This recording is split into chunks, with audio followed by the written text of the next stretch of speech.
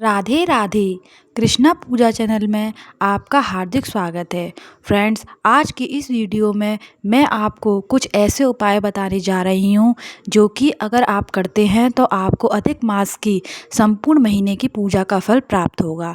अगर आप भी अधिक मास के महीने में कोई दान पुण्य या पूजा पाठ नहीं कर पाए हैं तो चिंता की कोई बात नहीं है। आप अधिक मास के अंतिम 5 दिनों में कुछ ऐसे उपाय और पूजा पाठ कर सकते हैं जिससे आपको पूरे महीने का फल प्राप्त होगा। तो फ्रेंड्स, आपको इस वीडियो में समस्त जानकारी मिलेगी, तो एंड तक इस वीडियो में बने रहें। तो फ्रेंड्स, चलिए वीडियो की शुरुआत करते हैं।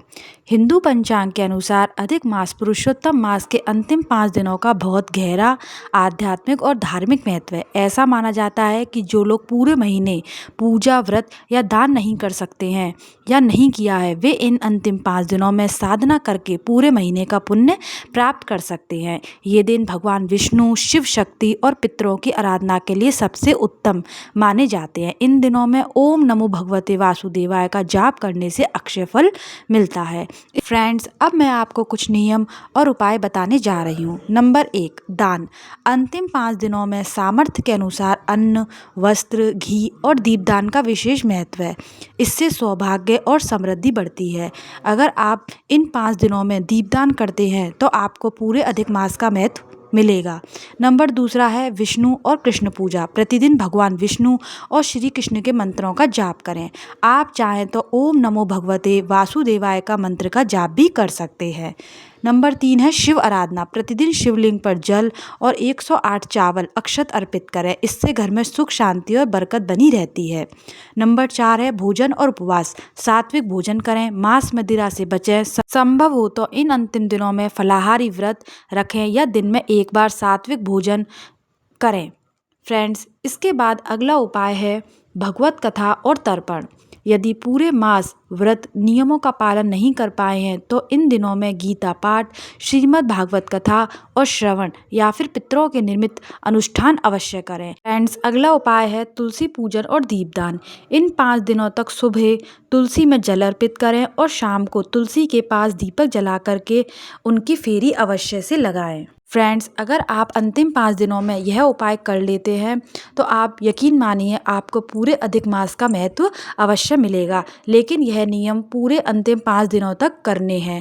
आप चाहें तो इनमें से कोई एक नियम भी अपना सकते हैं। फ्रेंड्स, अब मैं आपको बता रही हूँ दीपक की 33 बत्तियों वाला सबसे बड़ा दान। अगर आपने वह नियम अपना लिया तो इससे आपको संपूर्ण फल मिल जाएगा। उसकी विधि क्या है, उसको आपको कैसे करना है, वह मैं आपको बताती हूँ। अधिक मास के अंतिम 5 दिनों में दीपदान करना बेहद पुण्यदायी माना जाता है।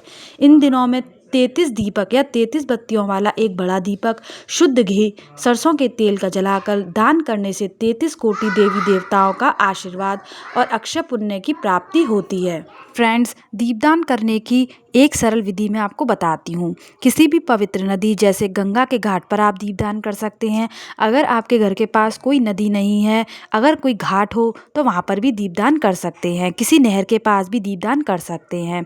अगर वह भी आपके पास नहीं है तो जहाँ पर आपका पानी का घड़ा मटके का भरा रहता है वहाँ पर भी आप अपना दीपक जला सकते हैं। विष्णु मंदिर या किसी अन्य देवालय मंदिर की देहरी या सीढ़ियों पर भी आप दीपदान कर सकते हैं। घर में तुलसी के पौधे या आंवले के पेड़ के पास भी आप दीपदान कर सकते हैं। घर में कुएं, तालाब या जलाशय के किनारे भी आप दीपदान कर सकते हैं। यह सभी पवित्र जगह मानी जाती हैं जहां पर आप दीपदान कर सकते हैं। फ्रेंड्स, 33 दीपक का नियम। अंतिम 5 दिनों तक रोजाना शाम के समय 33 छोटे दीपक जलाने होते हैं। 33 बत्तियों का नियम। यदि 33 दीपक जलाना संभव ना हो तो आटे या मिट्टी का एक बड़ा दीपक ले लें, उसमें रुई की 33 बत्तुएं एक साथ लगा करके प्रज्वलित करें। यह भी 33 दीपक के बराबर ही माना जाएगा। फ्रेंड्स, एक बात आपको विशेष ध्यान रखनी है। दीपदान हमेशा संध्या काल गोधूली बेला में करना सबसे उत्तम माना जाता है। सूर्यास्त के ठीक बाद या रात को सोने से पहले यह अनुष्ठान किया जाता है। इस माह के अंतिम 5 दिनों में दान करने से नकारात्मक कर्मों का नाश होता है। घर में सुख, समृद्धि, शांति और आरोग्यता बनी रहती है। धार्मिक मान्यताओं के अनुसार इन 5 दिनों में दीपदान के साथ साथ व्रत, भगवत गीता का पाठ, ब्राह्मण या जरूरतमंदों को दान जैसे 33 मालपुए का दान करना भी बहुत श्रेष्ठ माना जाता है। फ्रेंड्स, एक बात आप अवश्य से ध्यान रखें।